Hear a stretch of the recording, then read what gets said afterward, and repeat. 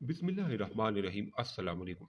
एक आलिम दीन से एक नौजवान शख्स ने शिकायत की कि मेरे वालिदैन उधीड़ उम्र में हैं और वो अक्सर व बेशतर वो मुझसे खफा रहते हैं। हालांकि मैं उनको हर वो चीज़ मुहैया करता हूँ जिसका वो मुतालबा करते हैं। आलिम दीन ने नौजवान शख्स को सर से पैरों तक देखा और फरमाने लगी कि बेटा यही तो उनकी नाराज़गी का सबब है कि जो वो मांगते हैं तुम उनको ला कर देते हो। नौजवान ने कहा, मैं आपकी बात नहीं समझ पाया, थोड़ी सी वजाहत कर दें।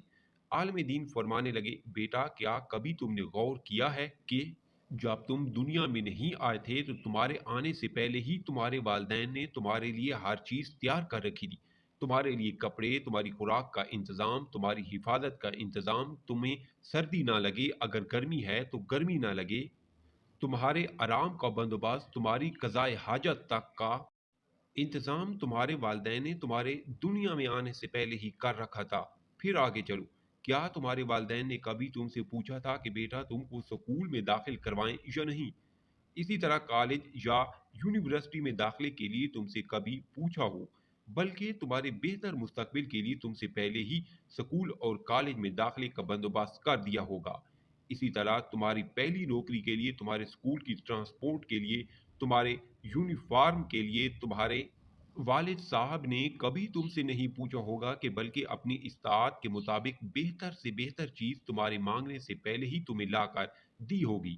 तुम्हें तो शायद इसका भी एहसास ना हो कि जब तुमने जवानी में कदम रखा था तो तुम्हारे वालिदैन ने तुम्हारे लिए एक अच्छी लड़की भी ढूंढनी शुरू कर दी होगी जो अच्छी तरह तुम्हारी खिदमत कर सके और तुम्हारा ख्याल रख सके। लड़की तलाश करते हुए भी उनकी अवलीन तरजीह तुम्हारी खिदमत ही होगी। बल्कि उनके तो जहन में कभी ये ख्याल भी नहीं आया होगा कि हम ऐसी दुल्हन बेटे के लिए लाएं जो हमारी खिदमत भी करे और हमारे बेटे की भी। तुम्हारे लिए कपड़े, तुम्हारी पहली साइकिल, तुम्हारा पहला मोटरसाइकिल, तुम्हारा पहला स्कूल, तुम्हारे खिलौने, तुम्हारी बोल चाल, तुम्हारी तरबियत, तुम्हारा रहन सहन, चाल चलन तक, रंग ढंग, गुफ्तगू का अंदाज, यहाँ तक कि तुम्हारे मुंह से निकलने वाला पहला अल्फाज तक तुमको तुम्हारे माँ बाप ने मुफ्त में सिखाया है और तुम्हारे मुतालबे के बगैर सिखाया है। आज तुम तो कहते हो कि जो कुछ वो मुझसे मांगते हैं मैं उनको ला कर देता हूँ, इसके बावजूद वो खफा रहते हैं। जब वालदेन को बिन मांगने देना शुरू करो, उनकी ज़रूरियात का ख्याल अपने बच्चों की ज़रूरियात की तरह करना शुरू करो। अगर उनकी माली मदद नहीं कर सकते तो उनको अपना कीमती वक्त दो, उनकी खिदमत करो, घर की जिम्मेदारियां खुद लो। जैसे अपने बच्चों के बाप बने हो वैसे ही अपने वालिदैन की नेक औलाद बनो और उनको बिन मांगे देना शुरू करो। अपने आप को इस काबिल बना लो कि उनको तुमसे मांगने की या मुतालबे की ज़रूरत ही ना पड़े या उनको कभी तुम्हारी कमी महसूस ही ना हो।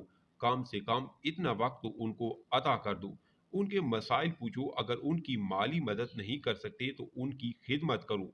क्या कभी माँ या बाप के पाँव की फटी हुई एड़ियाँ देखी हैं तुमने? क्या कभी उन फटी हुई एड़ियों में कोई क्रीम या तेल लगाया जैसे वो तुमको बचपन में लगाते थे?